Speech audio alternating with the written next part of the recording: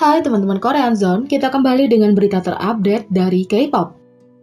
Yang pertama, Kim Jong Hyun merilis surat permintaan maaf dengan tulisan tangan.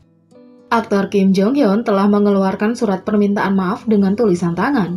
Pada 14 April, aktor tersebut mengirimkan surat permintaan maaf dengan tulisan tangan ke outlet media. Dalam suratnya, dia menulis, "Halo, ini Kim Jong Hyun. Drama Time adalah proyek pertamaku yang berperan sebagai pemeran utama pria, jadi itu memiliki arti khusus bagiku. Tapi saya sangat mengecewakan sutradara, penulis, pemeran, dan staf. Saya minta maaf. Saya memiliki ingatan yang terfragmentasi dari konferensi pers untuk Time. Saat itu saya bertindak seperti orang yang bahkan saya tidak akan disetujui. Saya sangat menyesal tindakan saya di masa lalu. Saya tidak memilih untuk membiarkan kehidupan pribadi saya mengganggu kehidupan profesional saya. Saya tidak menganggap akuntabilitas saya sebagai aktor atau tokoh utama. Saya minta maaf tanpa alasan apapun. Seluruh proses meninggalkan Time di tengah seri dan tindakan saya di konferensi pers salah. Saya dengan tulus meminta maaf kepada semua staf yang harus melalui masa-masa sulit dan kepada aktris Seo-hyun yang telah terluka, semua karena tindakan saya. Saya percaya saya secara pribadi harus meminta maaf kepada mereka, kepada semua orang yang telah saya lukai, bahkan jika itu membutuhkan waktu. Saya secara moral minta maaf kepada label saya, ON Entertainment, dan Kultur Depot yang namanya muncul dengan tidak hormat. Dan saya dengan tulus meminta maaf kepada penggemar saya yang telah menunggu dan mendukung saya. Saya juga memohon semua orang yang peduli untuk pengampunan. Saya punya waktu untuk merenungkan kesalahan dan tindakan salah saya saat menulis surat ini. Jika saya mendapat kesempatan lagi, saya tidak akan menerima semuanya begitu saja dan menjadi aktor yang menjaga dirinya baik secara mental maupun fisik. Saya menyesal. Tulis Kim Jong Hyun.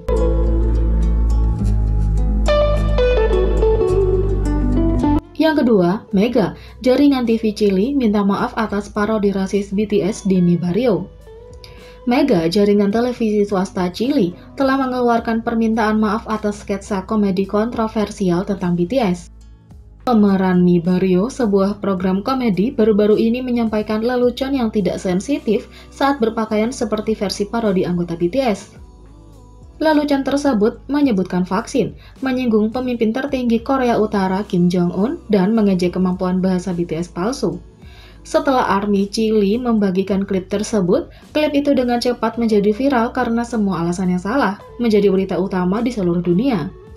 Fans menuntut permintaan maaf mengklaim parodi itu rasis dan xenofobia. Menyusul reaksi awal, Mibaryo menyebut kritik pemirsa di Instagram tetapi tidak meminta maaf atas penampilannya. Mereka menulis, "Terima kasih semuanya atas getaran yang baik. Kami akan terus meningkatkan, belajar, mendengarkan, dan kami akan tetap teguh pada niat kami untuk menghadirkan kesenangan bagi keluarga. Kami mengumpulkan semua komentar positif dan juga kritik, karena untuk itulah kami berkontribusi sedikit dengan humor dan kesenangan," tulis Mibaryo. Mega sejak saat itu mengeluarkan permintaan maaf publik di Twitter yang berbunyi, "Soal kontroversi terkait tayangan sketsa di acara TV Mibaryo, Mega Media ikut menyatakan hal berikut. Humor membantu orang menghadapi saat-saat sulit yang kita alami akibat pandemi. Humor Mega dengan jelas menyatakan batasan dalam orientasi penyiaran, dan itu adalah pengetahuan publik. Namun, kami ingin menunjukkan empati mutlak kami kepada mereka yang mungkin merasa terpengaruh oleh bagian LAT Derakwel, dan kami mohon maaf. Kami tidak pernah bermaksud untuk menyinggung, menghina, atau merugikan komunitas manapun. Kami akan terus meningkatkan, belajar, dan mendengarkan dengan teguh dengan niat kami, menghadirkan hiburan bagi keluarga. Kami mengumpulkan semua komentar positif dan juga kritik untuk memperbaiki perilaku kami," tulis Mega.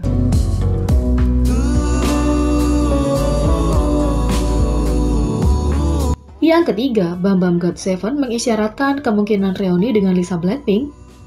Bam Bam GOT7 dan Lisa Blackpink telah berteman selama bertahun-tahun, jauh sebelum mereka menjadi idola K-pop.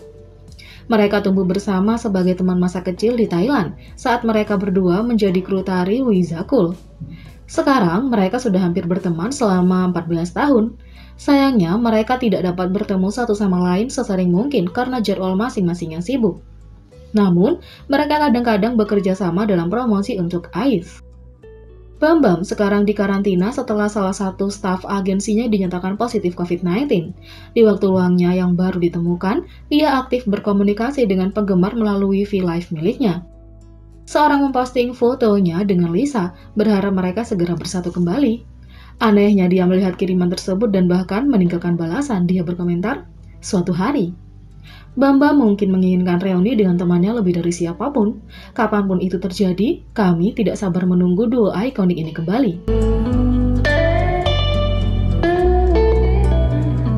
Yang keempat, Kang Daniel memberi selamat kepada IOI atas reuni mereka yang akan datang dan memberikan pemikirannya tentang potensi reuni One One.